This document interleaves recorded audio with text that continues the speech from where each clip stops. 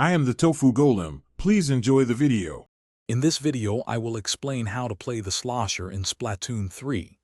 This versatile weapon launches a powerful, arcing burst of ink, making it perfect for hitting enemies over cover. It's fantastic for both inking turf and splatting opponents. We'll cover everything from basic aiming to advanced strategies, helping you master this unique and fun weapon. Get ready to make a splash and dominate the battlefield with your Slosher. When playing offensively, aim your Slosher slightly above your target to ensure direct hits, especially against moving foes. Don't forget to use verticality. Slosh ink down from ledges or up onto platforms to surprise enemies.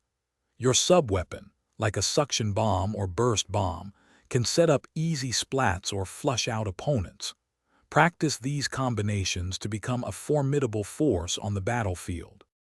The Slosher is also excellent for defensive and support roles.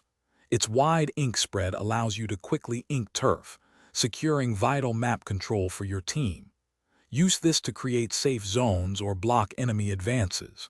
When your special weapon is ready, deploy it at the opportune moment to clear objectives, push back opponents, or protect your allies. A well-timed special can completely change the game's momentum.